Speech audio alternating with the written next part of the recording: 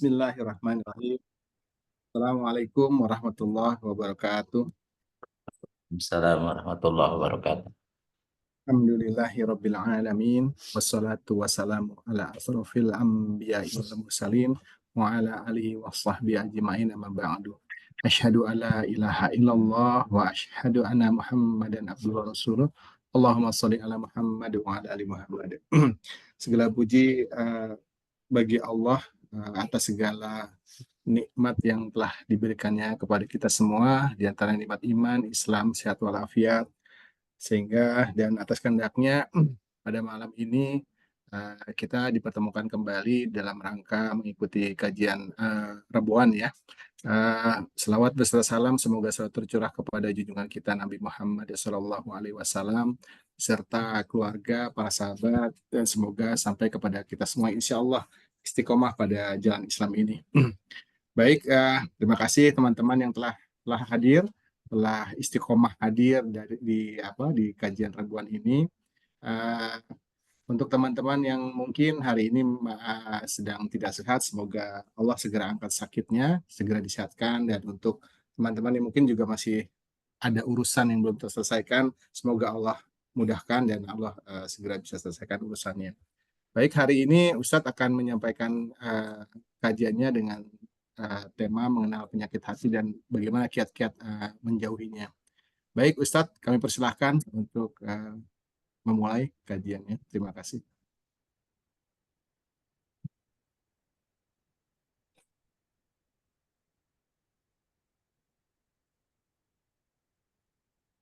Bismillahirrahmanirrahim. Assalamualaikum warahmatullahi wabarakatuh. Waalaikumsalam warahmatullahi wabarakatuh.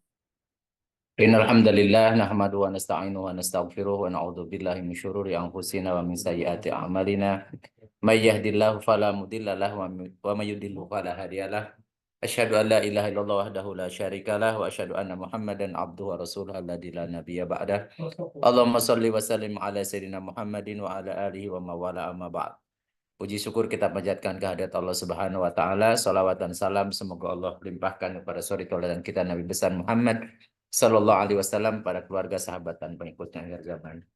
Alhamdulillah pada malam Kamis ini kita diperjumpakan lagi oleh Allah Subhanahu wa taala dalam keadaan sehat, dalam keadaan iman dan Islam, dan materi yang ingin disampaikan ini sebagaimana yang disarankan oleh Mas Arya. Jadi Mas Arya ini kan menyodorkan materi tentang mengenali penyakit hati dan kiat menjauhinya. Yang tadi siang ya, siang. Jadi karena saya pulang sampai sini jam berapa tadi, jam 4 ya, 4 kurang seperempat. Jadi saya nyiapkan dulu materinya, saya bilang. Tapi insya Allah ya Pak, ya bisa lah, bisa. Karena saya sudah mengharuskan pada diri saya sendiri bahwa setiap ngasih materi harus ada PPT-nya gitu ya. Ada bahan tayangnya, minimal untuk menjadi bahan bacaan yang terlewat atau yang sempat mungkin terlambat gitu ya, jadi bisa mengikutinya. Jadi Jadi baiknya jauh-jauh materinya hari Ustadz ya, kalau mau usul jauh-jauh hari Ustadz. ya nggak apa-apa sih, pokoknya santai aja. Saya masih Oke, masih ya, bisa bisa ya, bisa selama materinya itu mudah dipahami atau saya sudah pernah mengkaji, insya Allah bisa lebih ya, cepat ya. baik, terima kasih Ustadz. Jadi apa itu penyakit hati ya? Jadi kalau kita apa urutkan, jadi atau saya sengaja memang mengurutkan itu. Jadi penyakit hati itu eh, sebagaimana dalam Al-Quran disebutkan ya, atau karakter orang munafik itu fi qulubihim maradun. Di dalam hati mereka ada penyakit. Maksudnya hati di situ bukan hati liver ya, bukan penyakit fisik, tetapi penyakit kolbu. Jadi fi qulubihim, jadi fi kolbi, fi qulub jamak dari kolbun. Di dalam hati mereka ada penyakit. Tentunya yang penyakit di sini maksudnya penyakit kejiwaan atau penyakit jiwa.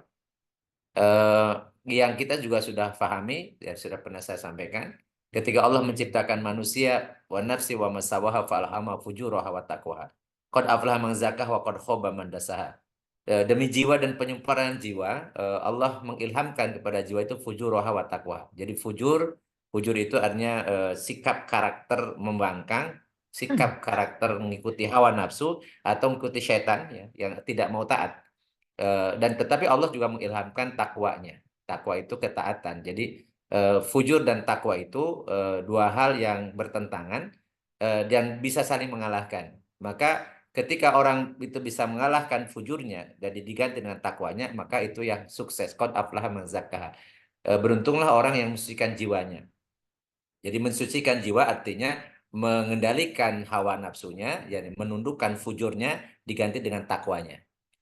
Tetapi waqad khaba man dasha, dan celakalah, rugilah orang yang mengotori jiwanya. Mengotori jiwanya artinya mengikuti fujurnya, mengikuti syaitan, mengikuti hawa nafsunya. Dan ketika mengikuti hawa nafsunya, maka itulah muncul di situ penyakit. Penyakit yang ini memang harus diobati, harus dijauhi, dan harus diupayakan dikendalikan. Yang pertama ya saya urutkannya dari ujub, karena rupanya ini jadi pangkal, biasanya pangkal untuk penyakit berikutnya. Jadi penyakit hati itu kalau tidak dikendalikan yang satu nanti akan menular, akan ada derivatnya, ada cabang-cabang penyakit berikutnya. Jadi dari pertama adalah ujub. Ujub itu bangga diri. Yang kemudian nanti kalau bangga diri maka dia akan takabur atau sombong. Sombong merasa diri lebih dari yang lain. Kemudian kalau misalnya takabur itu supaya dia bertahan takaburnya, sudah dianggap memang punya kelebihan, maka dia ketika melakukan sesuatu dia ria, ingin diperlihatkan amalnya. Nah, kalau dia berbuat sementara orang tidak melihat, maka dia sum'ah, dia menyebut-nyebut, menyebut-nyebut sehingga memperdengarkan apa amalan dia. Dan kalau seandainya orang-orang itu tidak merespon atau ketika dia tidak ada yang memujinya, ketika dia sum'ah juga tidak memuji, maka kemudian nanti hasad. Jadi hasad artinya iri dengki. Dan ini urutan ini walaupun dalam kenyataannya bisa bisa berbeda. Ya, semua saya sengaja dari ujub, takabur, ria, sum'ah, hasad. Bisa juga di hasad nanti kemudian sum'ah, kemudian ria, dan kalau sudah menjadi lingkaran setan, sebutnya kan lingkaran setan. Lingkaran setan itu adalah lingkaran yang berupa penyakit. Penyakit yang ikuti hawa nafsu. Itu kata-kata lingkaran setan itu punya makna. Jadi kalau misalnya dia mulai dari ujub, takabur, ria, nanti akan menjadi lingkaran setan. Bisa karena ria, kemudian takabur, kemudian bisa sum'ah, kemudian jadi ria, bisa hasad, kemudian karena ujub, dan seterusnya. Jadi kemudian menjadi lingkaran setan. Lingkaran yang kemudian itu berisi adalah penyakit-penyakit hati seseorang. Nah, eh, kita karena ini kita ingin mengenalkan dulu, jangan sampai kemudian kita termasuk orang yang terkena penyakit itu. Yang pertama larangan ujub. Dan apa itu ujub? Ya, ujub adalah sebagai tindakan mengagungkan diri sendiri atau menganggap diri dan perbuatannya yang telah dilakukan sebagai sesuatu yang wah, ya, sesuatu yang hebat, sesuatu yang besar, atau sesuatu yang agung. Ya. Dan biasa mengatakan aku adalah yang paling suci, atau ini paling soleh, aku ini paling pinter, atau ini paling macam itulah eh, ungkapan-ungkapan orang yang ujub. Jadi bangga akan dirinya. Dan Allah Subhanahu wa taala di dalam surat An-Najm ayat 32 itu melarang wala tuzakku anfusakum wa a'lamu biman ittaqa. Allah SWT maka janganlah, jadi ayat ini penggalan di akhir ayat dari surat An-Najm 32 itu, maka janganlah kamu menganggap dirimu suci. Wala tuzakku anfusakum. Jangan kalian menganggap diri kalian adalah diri-diri yang suci. Walaupun kita tahu bahwa kita ini diperintahkan ya qad aflaha man tazakka atau man zakkaha ya. Tazakka, zakkaha sama jadi mensucikan. Jadi kita perintahkan, tetapi kita tidak boleh mendeklarkan diri. Kita sedang berusaha untuk mensucikan diri, iya, tetapi kita tidak boleh mendeklarkan diri bahwa aku adalah orang yang suci. Karena begitu dia ujub, ya maka kemudian dia menganggap lebih dari lain. Dirinya itu posisinya dari lebih yang lain. Padahal Allah mengatakan, Inna akramakum indallahi atqakum. Sesungguhnya yang paling mulia di antara kalian di sisi Allah adalah yang takwa.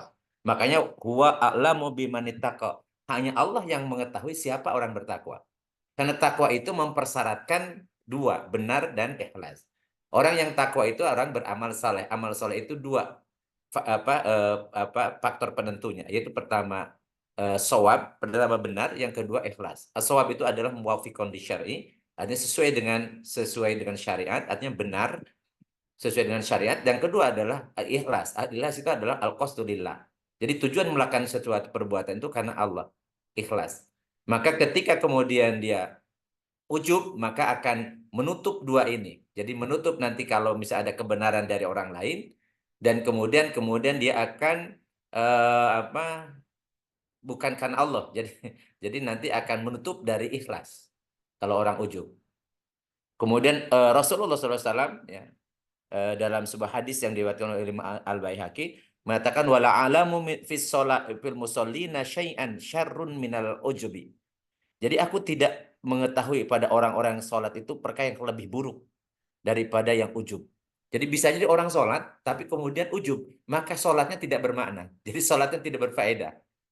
Karena Allah kemudian tidak akan memberikan pahala akan ibadahnya itu. Karena dari ujub itu nanti akan berakar kemudian menjadi orang munafik. Jadi orang yang ria ketika sholatnya itu ingin dinilai orang. Dan nanti ada kaitannya dengan karena gara-gara ujub kemudian dia kemudian melaksanakan sholat pun supaya dilihat. Sehingga dalam surat Al-Ma'un Allah menjelaskan fawailul lil musallin alladzina hum an sholatihim sahun alladzina hum yuraun. Ya, celakalah orang-orang sholat, yaitu orang-orang yang sholatnya sahun. Sahun itu artinya lalai. Lalai artinya jiwanya nggak sholat. Jiwanya tidak, kalau ataupun sholat, itu bukan karena jiwanya. Bukan karena pengabdiannya kepada Allah, tetapi alladinahum yura'un. Dia orang yang sholatnya ria. Jadi sahun di makna di situ adalah ria, ingin dilihat orang. Jadi sehingga kemudian dari sholatnya itu wail. Dia celaka. Tidak dinilai oleh Allah dengan sholatnya itu. Oleh karena itulah kata Rasulullah, aku tidak mengetahui yang paling buruk dari yang dikerjakan orang yang sholat selain ujub. Karena ujub itu membuka kemudian dia jadi ria, kemudian dia disum'ah, kemudian yang berikutnya adalah menjadi orang yang takabur. Kemudian dalam sebuah hadis sahih yang diriwayatkan oleh Imam At-Tabrani, Rasulullah pun mengatakan, salasun muhlikatin syakhun muta'un wa hawan muttaba'un wa ijabul mar'i binafsihi. Ada 3 perkara yang membinasakan. Yang pertama adalah sahun muta'un, jadi pelit yang ditaati. Jadi karakter pelit yang ditaati. Mungkin bukan rasa, ini terjemahnya salah. Jadi karakter pelit yang ditaati. Dan wahawan muttabaun, dan hawa nafsu yang diikuti atau diiyakan ya. Jadi diikuti, ditaati ya, dijalani ya. Jadi hawa nafsu yang apa maunya kemudian diikuti. Yang ketiga adalah i'jabul mar'i binafsi. Jadi ujubnya seseorang terhadap dirinya sendiri. Jadi kebanggaan, bangga diri akan dirinya itu juga menjadi salah satu di antara 3 yang akan membinasakan seseorang.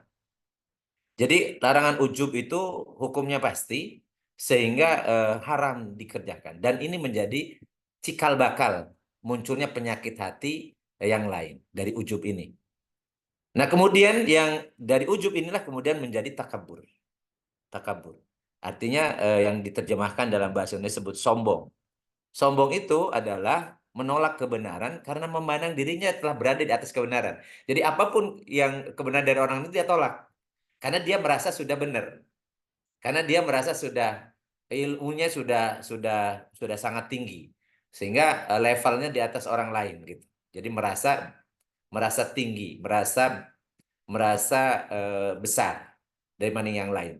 Kemudian juga merendahkan orang lain karena merasa dirinya lebih dari orang lain. Jadi makanya sombong itu ada 2 ya.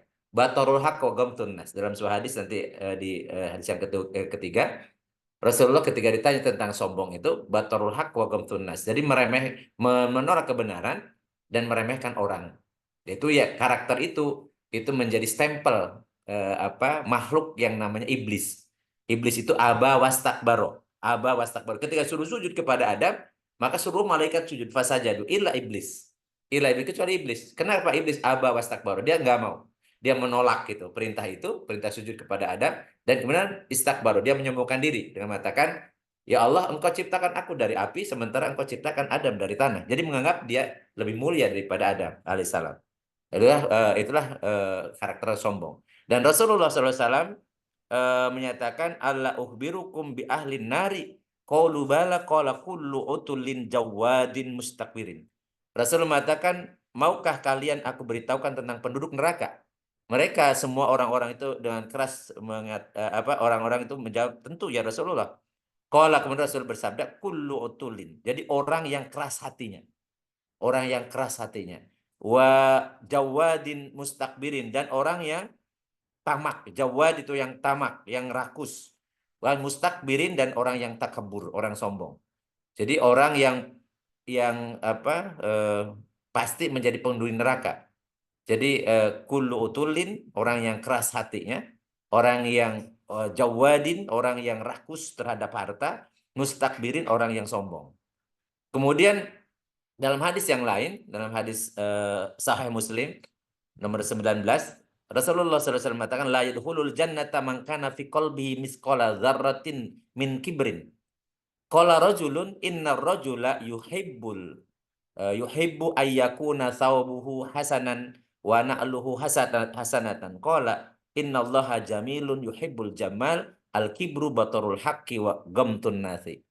Rasulullah misalkan tidak akan masuk surga seseorang yang di dalam hatinya terdapat kesombongan meskipun sebejar biji sawi. Sebesar zarrah ya, sebesar zarrah. Ada seorang bertanya, "Wahai Rasul, bagaimana ada seorang yang suka sekali memakai baju yang bagus, sandal yang bagus, apakah dia sombong?" Apa jawab Rasulullah? Sesungguhnya Allah itu indah dan menyukai keindahan. Sombong itu adalah menolak kebenaran dan meremehkan orang lain. Jadi al-kibru batarul haqqi wa ghamtun nas.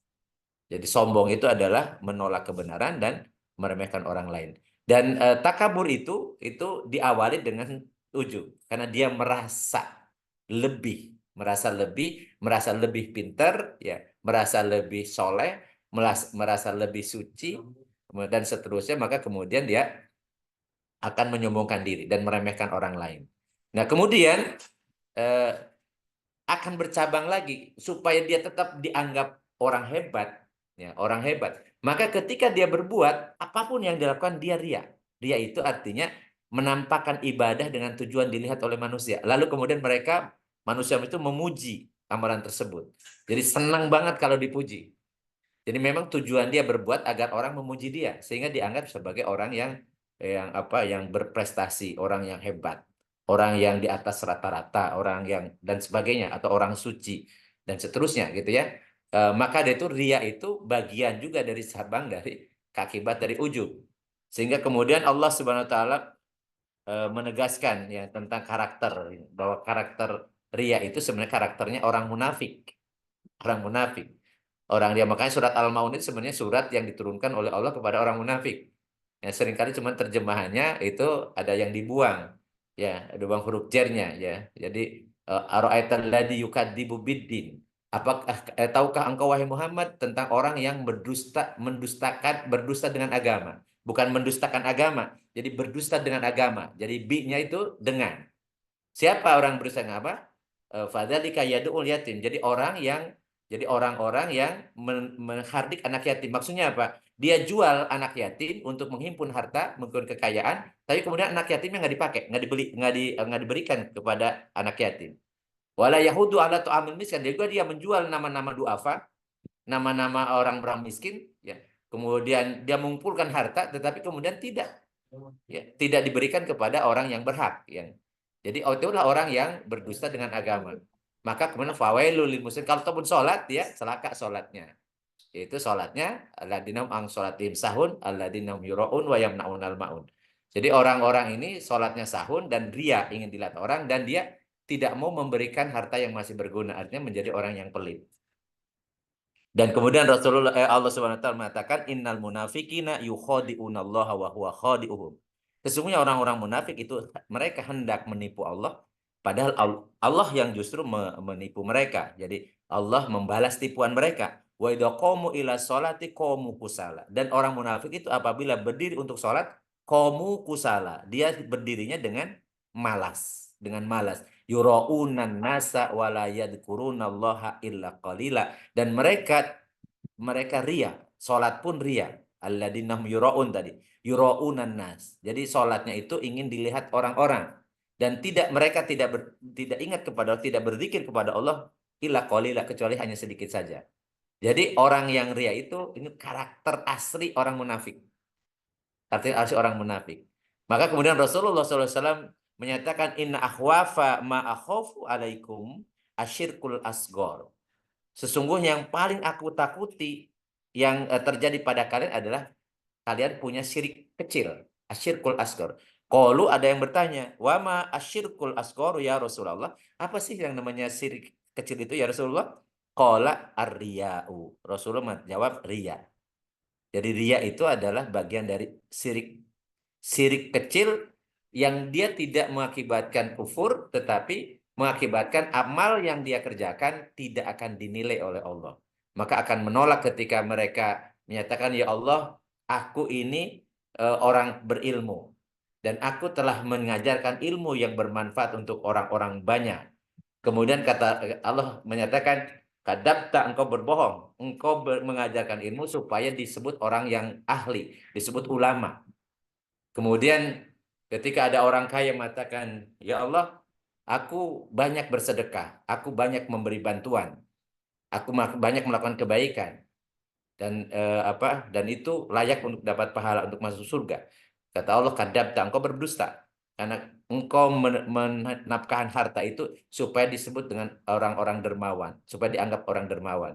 Atau kalau sekarang supaya dipilih menjadi pejabat gitu ya. Jadi dia berikan harta ya sembako dan seterusnya supaya nanti dipilih pas ketika pemilihan baik baik caleg ataupun pilkada atau pilpres kemarin gitu. Jadi kalau tujuannya itu maka ya tujuannya bukan karena Allah, tidak ikhlas, maka Allah Subhanahu wa taala tidak akan menilainya, tidak akan memberikan pahala. Bahkan sebaliknya akan berdosa orang-orang yang membiasakan diri beramal karena motivasi ria, ingin dilihat, ingin pamer, ingin dipuji oleh orang lain. Kemudian ya kalau tidak dilihat, biasa melakukan tidak dilihat, maka orang-orang ini, orang-orang yang punya penyakit hati biasanya sum'ah. Sum'ah itu adalah gemar memperdengarkan. Ya, secara istilah sifat sum'ah karena merupakan sifat seseorang yang gemar memberitahukan atau memperdengarkan amal ibadahnya kepada orang lain dengan tujuan agar balik lagi dapat pujian, dapat sanjungan gitu. Jadi hati-hati apalagi zaman medsos sekarang, jangan kemudian kita bisa sholat malam, sholat tahajud, sudah ikhlas tuh. Nggak usah kemudian kita pamer-pamerkan, nggak usah kita sebut-sebutkan. Ya, bagaimana kalau cuma motivasi, nggak jadi masalah, tapi memperdengarkan apa yang sebenarnya tidak perlu diperdengarkan, karena kalau kita ikhlas karena Allah, tidak perlu harus diceritakan ke orang lain. Karena catatan kebaikan kita tidak mungkin tertukar dengan catatan orang lain. Dan tidak mungkin para malaikat yang pencatat amal baik ini tidak akan salah menilai apa yang telah kita lakukan. Oleh karena itulah, maka sum'ah memperdengarkan kebaikan yang telah kita lakukan itu bagian penyakit hati, bagian akhlak yang tercela, ya, akhlak tercela. Dan Rasulullah SAW menyatakan, man sami'a sammallahu bihi wa man yura'i Allahu bihi.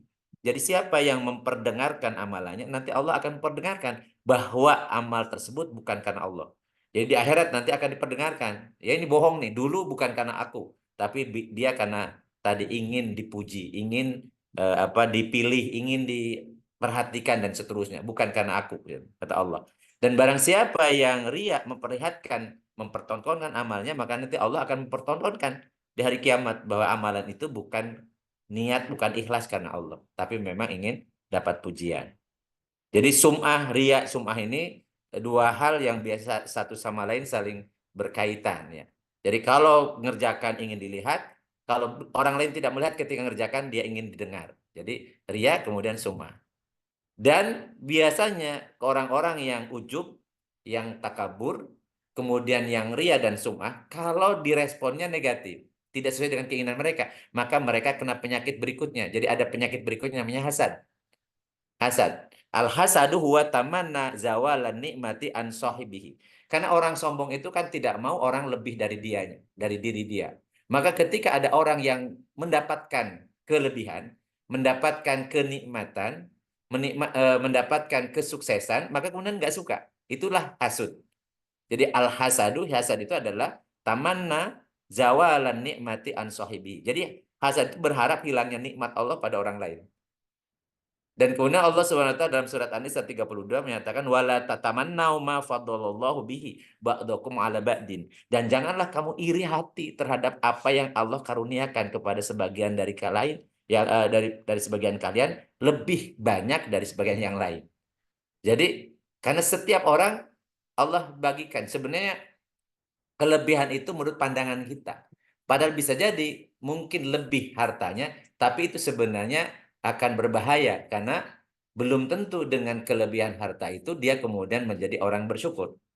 Sebaliknya, kemudian orang yang pun miskin dianggapnya itu lebih hina, lebih tercela gitu menurut anggapan manusia. Padahal bisa jadi dengan kemiskinan itu menjadi orang yang sabar dan kesabaran itu meningkatkan derajat di sisi Allah. Jadi ini pandangan ya, pandangan manusia yang seringkali ukurannya adalah ukuran materi yang secara fisik, ini yang mengakibatkan orang biasanya hasad. Jadi tidak suka kalau orang lain mendapatkan kelebihan atau hal yang lebih dari dirinya, baik harta, jabatan ataupun yang lain.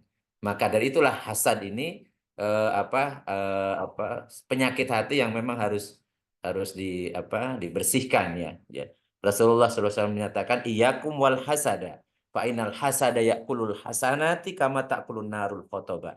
Jadi jauhilah sifat dengki, sifat iri dengki, sifat hasad ya. Karena iri dengki itu akan memakan kebaikan sebagaimana api memakan kayu bakar. Artinya pahalanya habis. Jadi ketika hasud maka tidak ada lagi kebaikan dari orang lain. Padahal bisa jadi orang lain itu baik sekali kepada dia, dan tapi kemudian karena dia hasud, maka kemudian kebaikannya dianggap nggak ada. Atau sebaliknya, ketika dia selama ini berbuat baik kepada seorang, begitu dia kena penyakit hasad kepada orang itu, maka semua kebaikan yang telah dia lakukan kemudian hilang. Hilang. Maka Rasulullah SAW digambarkan hasud itu seperti api membakar kayu bakar. Memang tidak langsung habis, tetapi terus-menerus bertahap ya, bertahap yang akhirnya kemudian semua kayu itu terbakar, kemudian gosong sehingga tidak berfaedah lagi. Dan itu gambaran kalau orang hasud, semua kebaikan yang tadinya dapat pahala kemudian akan hilang, akan habis pahala itu, bahkan menjadi sesuatu yang tidak bermanfaat sama sekali amalannya.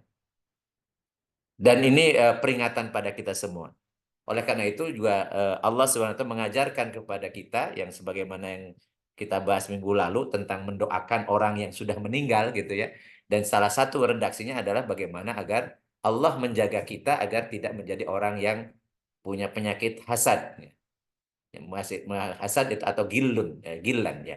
Walladzina ja'u min ba'dihim yaquluna rabbana ighfir lana wa li ikhwanina alladzina sabaquna bil iman wa la taj'al fi qulubina ghillan lil ladzina amanu rabbana innaka ra'ufur rahim. Dan orang-orang yang datang sesudah mereka, sesudah para sahabat, para tabi'in ya, yaitu orang-orang beriman, mereka berdoa, ya Tuhan kami, ampunilah kami dan saudara-saudara kami yang telah mendahului kami dengan beriman, dan jangan jadikan di dalam hati kami gilan.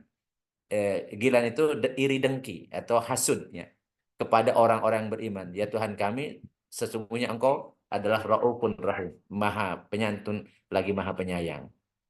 Nah, lalu bagaimana membersihkan penyakit hati ini? Membersihkan penyakit hati. Yang pertama, jelas harus selalu kita berzikir dan bersyukur. Fadkuruni adzkurkum. Washkuruli wala takfurun. Dan ingatlah, zikir teruslah kalian kepadaku. Maka aku akan mengingat kalian. Zikir, ya, ala bidzikrillahi tatmainnul qulub. Ketahuilah bahwa dengan zikir, dengan ingat kepada Allah, itu akan menenteramkan jiwa. Jadi zikir itu bentuknya bisa sholat, karena inna sholata lidzikri. Jadi bentuk zikir itu tidak mesti hanya talafud, mengucapkan lafaz-lafaz zikir. Tetapi juga sholat adalah bentuk zikir. Ala bidzikrillahi tatmainnul qulub. Ketahuilah dengan zikir kepada Allah akan menerangkan jiwa. Inna sholata lidzikri. Sungguhnya sholat itu bentuk zikir. Kemudian zikir juga ketika kita berbuat sesuai dengan syariat. Ketika kita menjalankan perbuatan dan itu kita sadari itu wajib, maka hakikatnya kita zikir kepada Allah. Jadi zikir itu adalah terikat dengan syariat. Jadi bentuk zikir adalah terikat dengan syariat. Jadi walaupun misalnya ada orang talafuz zikir, dia mengucapkan lafaz zikir, tetapi sedang bermaksiat, sebenarnya bukan sedang zikir. Bukan sedang zikir. Walaupun ucapannya misalnya dia baca subhanallah, baca la ilaha illallah, tetapi dia sedang korupsi. Tetapi dia sedang berzina, tetapi dia sedang menipu, tetapi dia sedang membohongi dan seterusnya.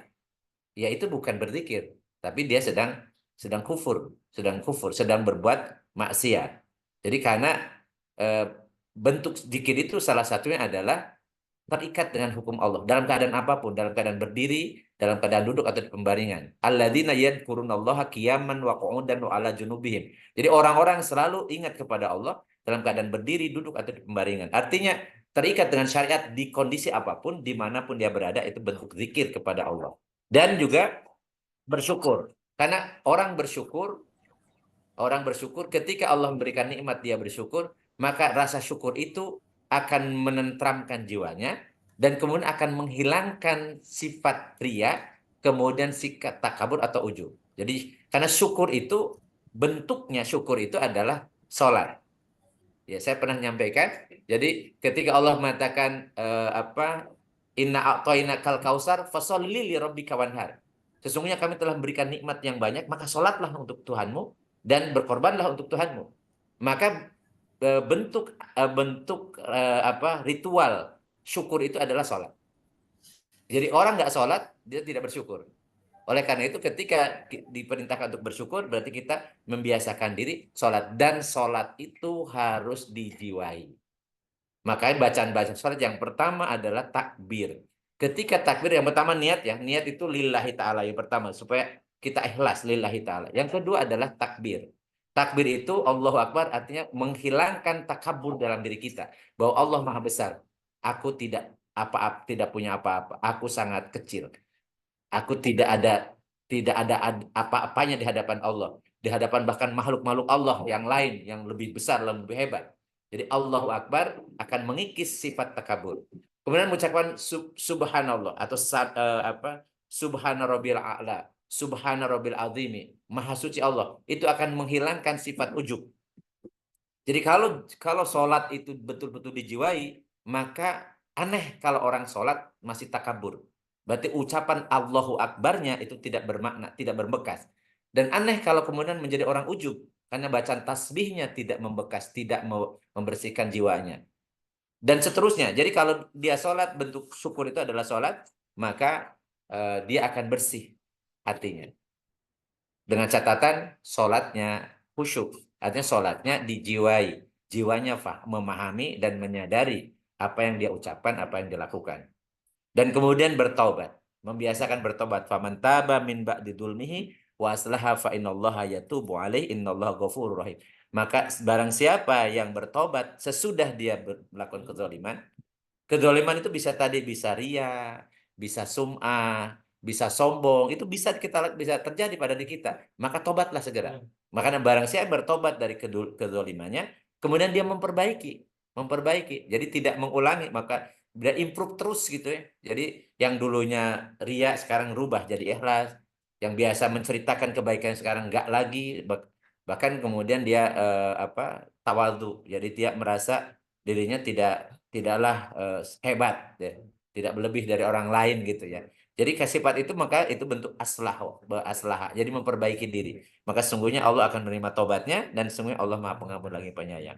Kemudian dan di samping tadi, di samping sholat, kemudian dzikir, kemudian tobat ya. Dan itu harus terus menerus. Makanya taibuna. Jadi orang-orang yang selalu taubat. Al-abiduna selalu beribadah. Alhamidun yang terus menerus memuji Allah. As-saihuna ya. Ar-raqiuna ya. Kemudian orang yang selalu merasa dirinya ya rendah. Kemudian dia biasa ruku, biasa sujud, maksudnya sholat ya, ruku dan sujud dan kemudian melaksanakan amar ma'ruf nahi munkar wal hafiduna li hudud. Dan kemudian dia menjaga batasan-batas hukum Allah. Artinya dia terlalu terikat dengan hukum syara, maka orang-orang tersebut akan diberitahu di akhir hayatnya wabasyiril mukminin. Maka berilah kabar gembira kepada orang-orang yang telah beriman. Mudah-mudahan kita semua berusaha. Jadi termasuk taklim kita setiap malam Kamis ini bentuk kita untuk membersihkan hati kita. Karena adinu nasihat kata Rasulullah. Adinu nasihat. Agama ini nasihat. Nah, untuk siapa? Untuk orang-orang beriman. Jadi akan bermanfaat agama ini karena sebagai nasihat. Karena al-insanu mahal khatawan nisyan. Manusia itu tempat lupa dan salah. Maka kemudian nasihat itu akan menyadarkan dia kemudian dia membuat dia bertobat, dan ketika dia bertobat, maka seperti orang tidak punya dosa sama sekali. At-taibu minadanbi kamaladan balahu. Jadi orang bertobat dari dosa seperti orang tidak punya dosa. Mudah-mudahan kita selalu istiqomah dan semakin hari semakin baik, ya, semakin eh, ikhlas, semakin tawadu, ya, semakin hanif, ya, semakin soleh, ya, semakin soleh, dan mudah-mudahan di ujung kehidupan kita husnul khatimah. Demikian Amin. pengantar diskusi kita malam ini. Saya kembalikan ke Mas Arya. Billahi taufiq wal hidayah. Assalamualaikum warahmatullahi wabarakatuh. Waalaikumsalam warahmatullahi wabarakatuh. Terima kasih Ustadz atas penyampaian materinya terkait penyakit hati dan bagaimana cara menjauhinya gitu ya Ustadz ya. Semoga seperti yang disampaikan Ustadz kita bisa terus berusaha terus menjauhinya dan eh, hilang penyakit-penyakit hati tersebut ya Ustadz ya. Ya. Eh, Baik, silahkan teman-teman yang ingin bertanya, tapi tadi saya lihat di chat itu ada dari Uda Daniel. Udah silahkan kalau mau langsung disampaikan apa yang sudah ditulis. Dibacakan ya dibacakan, nggak apa-apa. Soalnya saya lagi nulis yang lain nih, tapi mulai diselakoh ya. biar biar nggak salah ini salah. Oke deh Iya, baik ya. silakan Penyakit silakan. intinya penyakit hati ke rejim gitu ya. Jadi rasa apa ya keki atau apa itu termasuk ini nggak Ustaz semakin keki terhadap kondisi saat ini gitu ya. Kondisi rejim disebut udahnya gitu ya. Jadi kaki itu didefinisikan dulu, Ya definisikan dulu makanya kaki itu gimana kekinya tuh maksudnya. gimana? Kekinya tuh maksudnya kesel gitu ya atau gimana gitu ya kesel terhadap situasi itu termasuk penyakit hati enggak gitu termasuk bisa Iya, tidak mungkin itu maksudnya ya itu kan iya, kesel ya iya, keki itu kan iya, kesel. Tapi iya.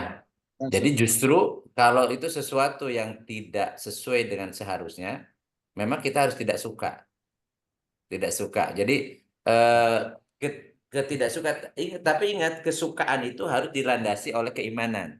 Karena bisa jadi asa antakrahu syai'an wa huwa khairul lakum wa asa an tuhibbu syai'an wa huwa syarrul lakum wallahu a'lamu wa antum la ta'lamun. Bisa jadi kalian itu tidak menyukai sesuatu, padahal itu baik bagi kalian. Dan bisa jadi kalian menyukai sesuatu, padahal itu buruk bagi kalian. Allah mengetahui dan kalian tidak mengetahui. Jadi kalau tidak sukanya ini, ya apa, ikrohnya itu, jadi tidak sukanya itu terhadap apa? Kalau tidak suka karena keburukan, karena keburukan menurut syariat, ya, karena bertentangan dengan syariat yang seharusnya, karena ketidakadilan, karena kemunafikan, karena kefasikan, karena kezaliman, dan kita harus suka. Justru ketidaksukaan itulah bagian bentuk bahwa kita ini hati kita bersih, hati kita tidak berpenyakit. Tetapi kalau kepada kemunafikan dia malah suka, kepada kerakusan dia suka, kemaksiatan malah dia mendukung, ya, maka ketahuilah dialah orang yang dapat penyakit. Dia orang sudah berpenyakit, itu penyakit hati. Artinya dia justru menjadi pelaku kekufuran, pelaku kesombongan, pelaku kemunafikan. Jadi karena orang yang menyetujui sesuatu perbuatan itu digolongkan dengan sama dengan orang yang melakukannya. Jadi kalau kita menyetujui kemunafikan, berarti kita masuk dalam orang munafik. Jadi kalau orang tidak suka kemunafikan, ya dialah orang benar. Jadi dia orang yang jujur, orang yang yang konsekuen dengan apa yang telah Allah tetapkan sebagai bentuk keimanan dia gitu. Jadi bukan sebaliknya. Jadi kalau keki yang dimaksud tidak suka akan kezaliman itu bukan penyakit hati, tapi itu justru sikap ya ketakwaan, sikap keimanan dan ketakwaan yang harus kita pertahankan. Karena Rasulullah SAW mengatakan, man ro'a minkum munkaron fal yugoyirhu biyadihi fa illam yastati fa bilisanihi fa illam yastati fa biqalbihi wa dzalika adabul iman. Siapa yang melihat kemungkaran, rubah kemungkaran itu dengan tangan. Maksudnya dengan kekuasaannya. Sesuai dengan kemampuan dia, otoritas dia. Kalau tidak punya kekuasaan, tidak punya tangan, tidak punya tanda tangan gitu ya, maka dengan lisan. Ya, dengan lisan. Kalau dengan lisan pun sulit, mengkritisi juga akan bisa bisa terkena undang-undang ITE dan seterusnya, maka dengan hati. Jadi ketidaksukaan dalam hati, semacam itu ternyata wadalika ad apul iman. Jadi ternyata itu adalah selemah-lemahnya iman. di selemah-lemahnya iman.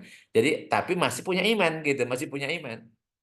Jadi kalau keki dalam pengertian ketidaksukaan, kekesalan ya terhadap situasi kondisi yang penuh dengan kemunafikan, itu justru hal yang berarti hati kita masih sehat, hati kita masih jernih, ya pikiran kita masih jernih, hati kita masih bersih.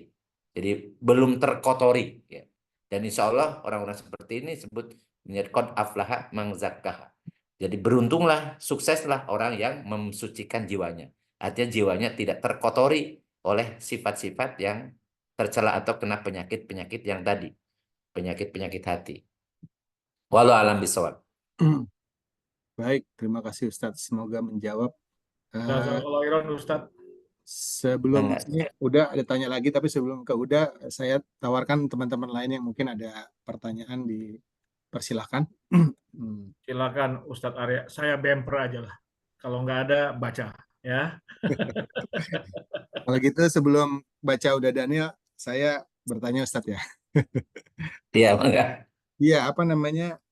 Namanya juga penyakit hati gitu ya. Berarti Iya, di dalam hati nih Ustadz ya. Di dalam hati kan iya, tidak terlihat gitu ya Ustadz ya. Jadi iya. orang lain pun juga nggak bisa menilai apakah seseorang ini memang iri, dengki hati, atau ujub, atau bangga gitu. Jadi sulitnya di situ Ustadz ya. Artinya Iya, bagaimana iya, kita melihat ke diri kita sendiri bahwa kita nih iya.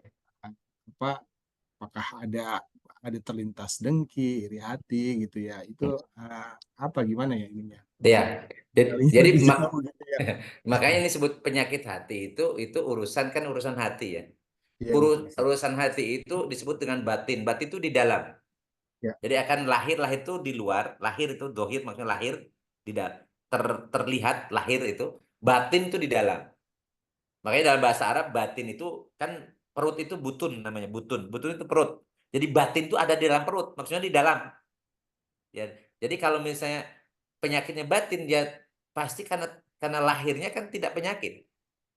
Karena begitu dicek oleh dokter hati ya, kata dokter Penyakit dalam. hati dicek bahwa Bapak sehat-sehat saja ya. Tapi ternyata dia pendendam, ya kan? Hmm. Tukang ngiri, penghasut, macam-macam gitu ya. Jadi ini kan yang tahu tentang penyakit hati itu dirinya, Iya. dirinya. Oleh karena itu kita membahas penyakit hati bukan membahas untuk menghakimi orang. Karena kita tidak mungkin bisa menghakimi orang. Orang itu Hmm. penyakit hatinya kok. Iya. Tapi tanda-tandanya kan ada. Makanya Rasulullah SAW itu bukan mengklasifikasi atau menjudgment orang, menjustifikasi orang, mengejas orang gitu ya. Tetapi menyebutkan tanda-tandanya. Ketika Hmm. Rasulullah menyatakan tentang munafik, beliau mengatakan alamatul munafik. Jadi sebutnya alamatnya, bukan orang munafik itu, tapi alamatul munafik. Tanda munafik itu salah satu, ada 3. Hmm. Idza haddasa kadzaba. Kalau ngomong bohong. Wa idza wa'ada akhlafa. Kalau dia berjanji dia tidak tepati janjinya. Hmm. Hmm. Wa idza tu'mina khona. Kalau diberi amanah hianat. Gitu. Itu alamatul munafik. Tapi kemudian apa kita boleh kemudian menyatakan si fulan itu munafik? Ya kan tidak cukup datanya. Karena yang terucap, yang terlihat gitu, itu belum tentu seperti yang ada di dalamnya. Seperti di dalamnya. Kita nggak tahu gitu ya. Maka dari itu, karena ini penyakit hati, yang tahu hati itu diri kita. Diri kita. Ya, makanya bahasan ini bukan bahasan untuk mengejas orang ya. Bukan untuk menilai orang. Enggak. Kita sedang membahas sesuatu yang untuk kita. Jangan sampai kita kena penyakit hati ini. Karena kalau kena penyakit hati ini, kan mubikot tuh, membinasakan. Membinasakan. Jadi capek iya, tapi kalau ria nggak dinilai. Kemudian kalau hasud, semua yang sudah bagus pun habis. Kan gitu ya. Kalau kemudian sum'ah juga sama, yang tadinya sudah bernilai, jadi kemudian karena sum'ah, karena cerita-cerita terus, akhirnya hilang, habis. Kemudian apalagi kalau sombong. Kalau sombong itu sudah menutup pintu surga karena di surga itu nggak ada yang sombong. Sama kata Rasulullah itu la yadkhulul jannata man kana fi qalbi dzarratin minal kibri. Nggak akan pernah pakai lam itu. Nggak akan pernah masuk surga orang dan hatinya ada sebiji sawi saja kesombongan. Jadi sombong itu mengunci ya pintu surga. Jadi dia akan menjadi penghuni neraka. Naudzubillah min dzalik, gitu. Jadi oleh karena itu bahasan kita ini bahasan untuk introspeksi. Introspeksi. Iya. Bahasan untuk introspeksi. Bukan bahasan untuk mengejas orang. Karena untuk menilai orang ya bagaimana kita tahu penyakit hati. Itu katanya dokter bisa tahu penyakit hati. Itu maksudnya hati yang Hati lahir. hepar Ustaz ya, hepar. Ada penyakit hati yang fisik gitu loh. Tapi kalau kolbu nggak tahu. Jadi makanya Rasul pun hanya tanda-tandanya. Dan jangan sampai tanda-tanda itu pada diri kita juga kan gitu ya. Nah, jangan jadi pembohong, jangan jadi tukang ingkar janji, nge HP terus, dan jangan kemudian menjadi orang yang khianat kan gitu ya. Lebih banyak introspeksi diri Ustaz ya, dari tanda-tanda Betul, tanda-tandanya gitu betul. ya. Jadi Iya. lebih memperbaiki diri ya daripada kita menjudge orang lain. Tapi tadi udah Daniel sudah bagus karena dia tidak sukanya kedoliman kan gitu. Ya, ya. Biasanya kedoliman berarti masih belum kena penyakit tuh. Tapi kalau suka kedoliman, mendukung kedoliman, nah itu kena penyakit itu. Jadi dalam hati kita misalnya suka gitu ya, suka kedoliman, oh, ini mah biasa, apa-apa, malah saya juga suka kok gitu ya. Kalau saya punya kesempatan juga saya lakukan kan. Nah ini berarti dia kena penyakit, ya penyakit di antara penyakit hati itu. Dan ngeri gitu kena penyakit itu. Ya. Jadi saya pernah berpengalaman, saya membahas tentang ikhlas ya. Mana saya didatangi oleh seorang politisi. Setelah khutbah saya berbicara tentang ikhlas. Ya, cuman memang saya contohnya salah satu misalnya kalau misalnya kalian saya bilang hadirin sekalian kemudian membagi-bagikan materi, tapi niatnya memang supaya dipilih itu jatuh ke ria. Nah, rupanya kata-kata saya itu menyinggung beliau, maka kemudian saya didatangi tuh. Jadi Ustaz hati-hati membahas tentang itu karena apalagi ini musim politik, jadi masa masa pas pencalegan pada situ. Terus karena dia nasehatin saya gitu ya. Saya bilang terima kasih kritisannya ya karena ya tadi saya lagi khutbah dan khutbah itu ya memang apa yang saya pikirkan, apa yang saya sampaikan dan menurut saya sih tidak salah. Tapi dia mengatakan, betul, tidak salah. Cuman berat bagi saya, kata dia. Berat bagi saya. Yes, saya bilang saya menyampaikan ini untuk jamaah, bukan untuk Bapak dan tidak untuk menyinggung dan tidak untuk kemudian menilai orang.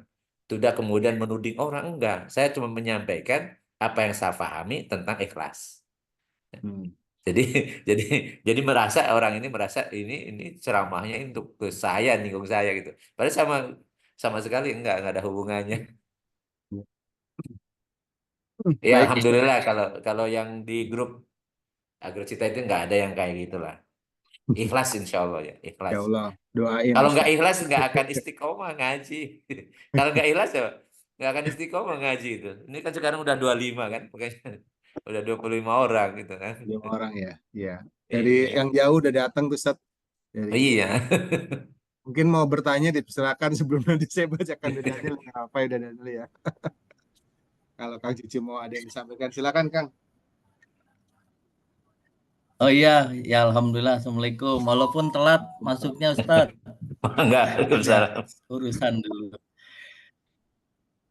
Ini kalau penyakit hati itu memang kayak ria ya, tipis sekali itunya.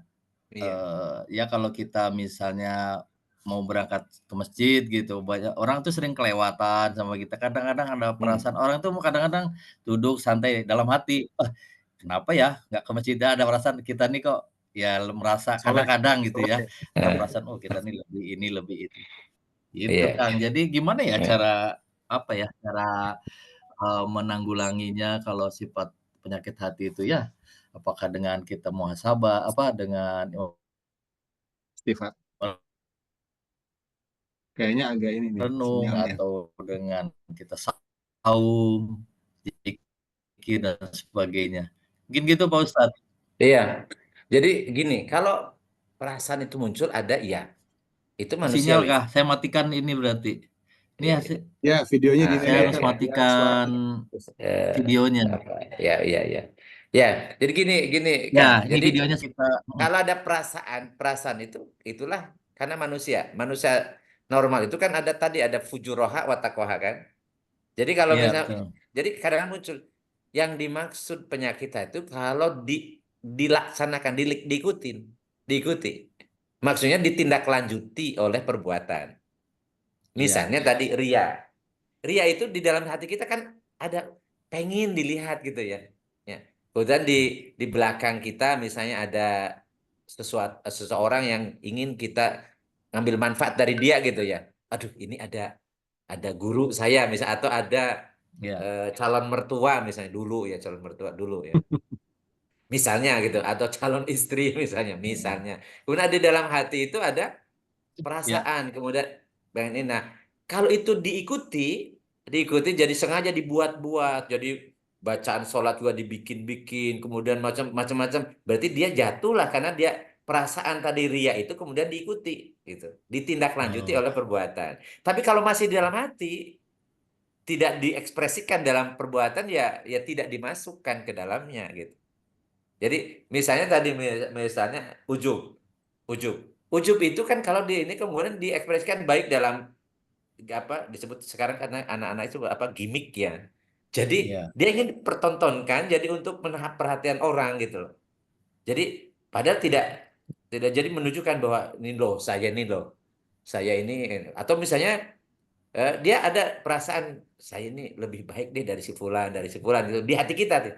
Tapi tidak ditindaklanjuti dengan ucapan atau tidak ditindaklanjuti dengan perbuatan, dengan bahasa tubuh atau bahasa lisan gitu ya, maka nggak termasuk, belum termasuk. Itulah yang makanya kalau kita masih di dalam hati, keburukan masih dalam hati, Allah belum catat sebagai dosa. Tetapi kalau dilakukan, ditindaklanjuti dengan ucapan atau perbuatan, maka jatuhlah satu keburukan. Tapi beda dengan kalau niatnya niat baik. Niat berbuat baik belum ditindaklanjuti dalam perbuatan sudah dinilai satu kebaikan. Kalau dilaksanakan, ditindaklanjuti dengan ucapan atau perbuatan, maka Allah nilai 10 kebaikan pahalanya. Itu maha murahnya Allah gitu. Mestinya penghuni surga itu jauh lebih banyak daripada penghuni neraka. Tapi kenapa sebaliknya? Rupanya dominasi setan, dominasi hawa nafsu itu luar biasa.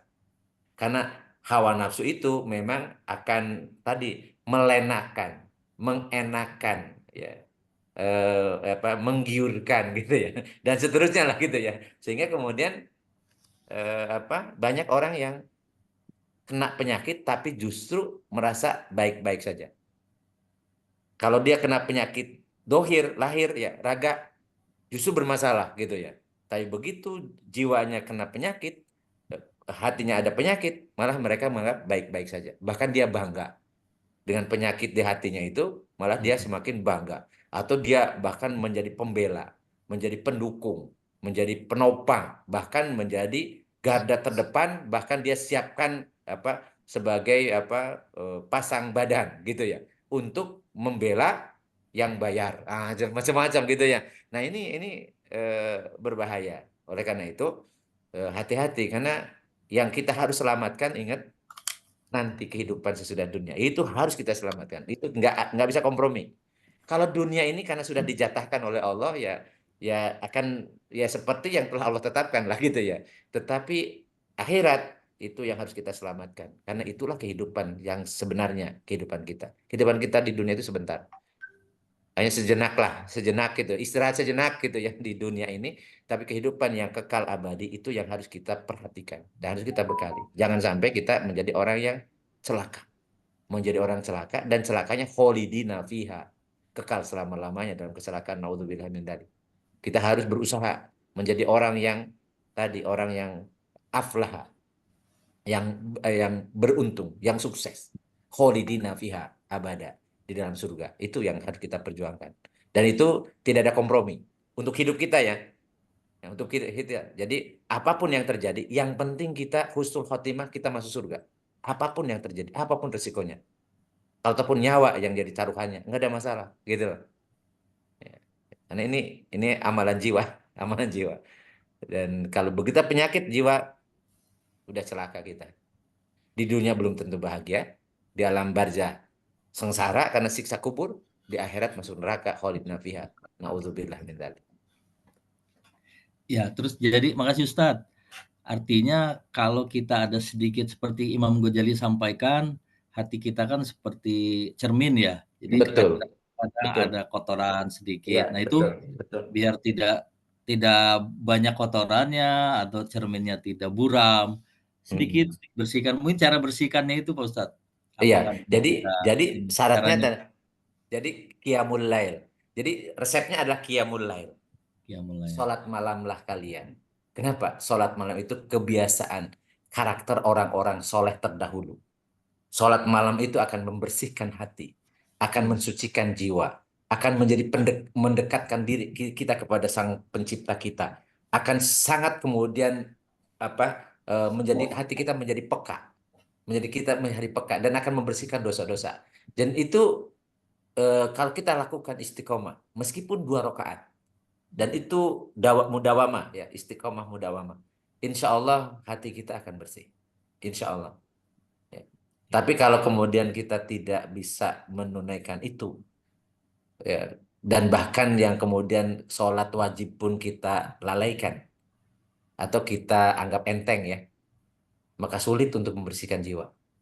Kalau ataupun misalnya kita kita ngomong-ngomong itu hanya ngomong, karena membersihkan jiwa itu bukan untuk diomongkan, bukan untuk diperdebatkan, bukan untuk kemudian disiarkan, bukan untuk diviralkan. Karena membersihkan jiwa itu harus ditindaklanjuti oleh jiwa kita, oleh batin kita, oleh kolbu kita.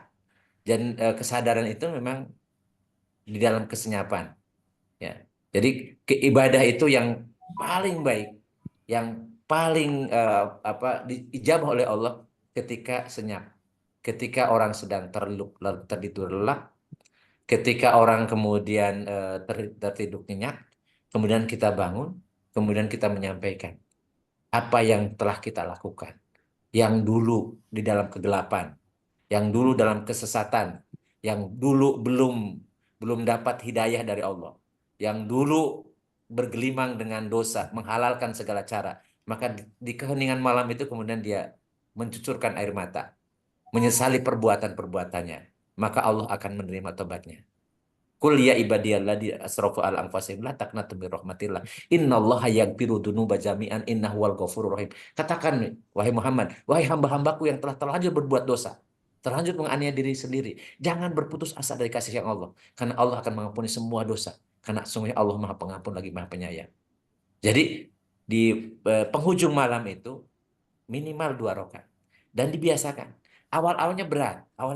Tapi ketahuilah ada 2 malaikat penjaga malam yang akan membangunkan kita. Kalau kita dari awal niat ingin bangun malam. Dan ketika kemudian terbangun, dibangunkan oleh malaikat, jangan tidur lagi. Karena begitu kita tidur lagi, kita ngikuti hawa nafsu. Kemudian kita akan dikencingi oleh setan. Setan itu adalah hawa nafsu. Maksudnya kita mengikuti langkah-langkah setan. Dan langkah setan itu dinilainya oleh Rasulullah itu sebagai sebuah yang najis ya, sebuah rijsun ya. Itu makanya sebagai kencing dan seterusnya atau kentut, kencing dan seterusnya gitu ya. Itu sebagai ungkapan merupakan karakter yang yang tidak baik, karakter yang tidak baik. Maka dibiasakan umur-umur kita ini umur-umur sudah di atas 50 kan umur-umur mendekati ya, mendekati selesai. Jadi sudah tidak waktunya lagi kemudian kita membuang-buang waktu untuk hanya sekedar bertobat. Dan membuang-buang waktu hanya untuk membuat maksiat yang sebenarnya kemaksiatan itu tidak juga ditopang oleh dana, oleh fisik, oleh macam-macam, dan itu akan mencelakakan kita. Tapi kalau kita bertobat, kita semakin mendekat pada Allah Sang Pencipta, itu sangat murah, sangat mudah, ya, dan tidak perlu kemudian pakai keluar biaya, dan tidak perlu juga dengan keluar tenaga gitu ya. Cukup dengan keikhlasan, ya, ketundukan, kepatuhan, maka penyakit bukan hanya penyakit jiwa, bisa penyakit raga pun Allah akan ringankan. Karena ketahuilah bahwa penyakit raga biasanya itu berasal dari penyakit jiwanya dulu. Orang bisa kemudian karena karena jadi tukang ngiri, tukang hasut, bahkan dia banyak yang dirasa, dia stres karena tetangganya baru naik jabatan, kemudian sementara dia malah di PHK, maka kemudian dia masuk rumah sakit gara-gara tetangganya yang dapat nikmat. Ya, dan penyakit jiwa itu akan sangat berpengaruh kepada penyakit raga. Tetapi bukan berarti dibalik, kalau orang yang penyakit raga berarti dia punya penyakit jiwa. Enggak selamanya seperti itu. Ya, karena Allah menguji bisa jadi dengan sakit. Dan kalau menguji dengan sakit untuk orang beriman, maka itu membersihkan dosa-dosanya. Tapi kalau orang sakit raga karena punya sakit jiwa, nah itu berarti itu sanksi yang ya Allah timpakan kepada orang tersebut. Jadi bukan pemberi dosa, malah akan menjadi penambah dosa. Walau alam bisawab. Terima kasih Ustaz. Semoga Ya, mencerahkan terima kasih Ustaz. Sama-sama, Maka. Baik, kita kembali ke chatnya udah Daniel nih ya. Saya bacakan ya udah Daniel ya. Hmm. Hal lain dalam kehidupan berkeluarga, bertetangga, kerja, dan bernegara, kadang kita merasa dizalimi, sehingga seolah membenarkan ke hati untuk balik tidak menyukai orang badan rejim yang menzalimi itu, sehingga tanpa sadar tergiring pada rasa benci dan pendendam. Definisi zalim itu sebenarnya apa? Apakah rasa kembali membenci atau dendam itu akibat merasa dizalimi termasuk penyakit hati juga, dan bagaimana kiat untuk menghilangkannya? Seperti yang Pak Ustadz tadi silakan, ada sholat, bertobat, berzikir gitu. Silakan Ustadz. Ya, jadi zalim itu tidak melaksanakan sesuai dengan yang seharusnya. Itu zalim. Kalau menzalimi orang berarti ada hak yang tidak ditunaikan. Ada kewajiban dari yang bersangkutan yang tidak ditunaikan, sehingga ada hak orang lain yang kemudian tidak ditunaikan haknya. Ada kewajiban dan hak dan kewajiban. Jadi zalim itu tidak melaksanakan kewajiban, ya, atau melaksanakan sesuatu yang bertentangan dengan yang seharusnya. Itu zalim. Nah, jadi tergantung zalimnya. Jadi kezaliman itu ada kezaliman eh, individu, ada kezaliman rejim, ada kezaliman sistem. Jadi ini kita harus dibuat pengklasan dulu. Jadi di klaster-klaster dulu gitu. Jadi kalau kita mengkritisi sebuah kezaliman itu berupa kebijakan, maka itu sebuah kewajiban. Jadi mengkritisi, tidak suka, bahkan kemudian mengkritisi, namanya muhasabah. Jadi muhasabah kepada kepentingan publik yang tidak ditunaikan oleh penguasa, itu bahkan sebuah kewajiban. Bahkan kalau dia sampai dibunuh sekalipun, maka dinilai sebagai sayyidu syuhada. Rasulullah pernah menyatakan sayyidu syuhada Hamzah bin Abdul Muthalib wa rajulun qoma amama imamil fajir fanasahu faqatalahu. Pemimpin para syuhada, para syahid itu adalah Hamzah bin Abdul Muthalib, yang paman Rasul yang gugur di medan perang Uhud. Kemudian dan seseorang rajulun koma beradab berdiri amama imamil fajir, di hadapan penguasa yang zolim, penguasa yang yang kejam gitu ya. Kemudian orang ini menasehati, nekat menasehati orang itu. Kemudian penguasa zolim itu membunuhnya. Maka ketika dia terbunuh ketika menasehati penguasa yang zolim, dia seperti halnya Hamzah bin Abdul Muthalib, menjadi sayyidus syuhada. Menjadi syuhada. Jadi luar biasa penilaian dari Allah itu atas keberanian itu. Oleh karena itu, kalau kita memang ini ketidaksukaan atau bahkan kebencian kepada rejim yang zolim, itu bisa itu muncul karena keimanan kita. Walaupun caranya bisa jadi tidak sampai ke kekuasaan atau ke fisik ya, ke tangan, atau tidak juga sampai ke lisan, karena juga akan berhadapan dengan represi dari penguasa misalnya, hanya di hati doang, ya, ya insya Allah itu juga bernilai. Kenapa? Walaupun aful iman, artinya imannya masih ada, dan ingat, iman itu kunci kita masuk surga. Jadi iman itu kunci masuk surga. Jadi kalau kita kehilangan iman, selesai, kita nggak punya harapan. Jadi sebaik apapun kita dinilai oleh manusia, kalau tidak beriman, selesai, tidak akan mungkin masuk surga. Karena kunci masuk surga itu iman dulu, menjadi orang mukmin dulu. Kalau tidak keimanan, selesai. Maka dari itu, kalau kita tidak suka sama kezaliman yang sistemik gitu ya, maka itu masih ada iman, walaupun selemah-lemahnya, tapi masih ada iman. Ketimbang kemudian biarin aja, biarin aja. Cuy, emang gue pikirin, berarti imannya hilang, imannya udah nggak ada. Nah, berarti kita kehilangan kunci untuk masuk surga. Itu tentang zalim. Kemudian apakah kita kalau bagaimana kalau misalnya ini urusannya kebutuhan penguasa, tetapi kezolimannya itu sebenarnya pribadi, maksudnya zolim pada diri sendiri dia gitu, dia berbuat maksiat misalnya. Jadi misalnya ada penguasa, tapi dia ketahuan selingkuh misalnya. Selingkuh itu zolim pada dirinya tapi kan, karena tidak menyangkut dengan kehidupan orang lain, ya. Tidak karena bukan korupsi. Kalau korupsi menyangkut kehidupan orang lain kan gitu, atau rakyat gitu. Ini enggak misalnya selingkuh, ya. Dan kemudian itu di persidangan terbukti, bahkan sampai diceritakan ya sama korbannya dalam tanda petik gitu ya, bahwa aku digini-gini macam-macam gitu. Nah, yang ini namanya aib. Kalau aib itu aib personal, bukan kaitannya dengan tadi ya kezoliman yang sistem yang kemudian maka ini mau tidak mau kita harus tidak boleh bongkar, kita harus nutupi. Kalau itu masalah pribadi. Makanya kata Rasul, man satara musliman satarallahu yaumil qiyamah. Siapa yang menutup aib seorang muslim, maka Allah akan nutup aibnya kelak di yaumil qiyamah. Jadi makanya harus bikin klaster dulu ini. Ini kezaliman dia, masalah pribadi dia, tidak ada hubungannya dengan kepentingan orang lain, atau ini kezaliman yang memang terkait dengan posisi dia, otoritas dia gitu ya.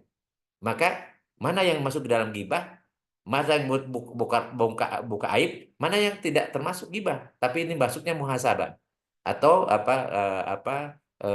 mengoreksi penguasa, muhasabah lil hukam gitu. Atau misalnya ini bukan menggibahkan atau kemudian menuduh, tetapi ini menjelaskan, menyampaikan. Jadi amar ma'ruf nahi mungkar gitu. Jadi ya letaknya di situ, mana yang boleh, mana yang tidak gitu.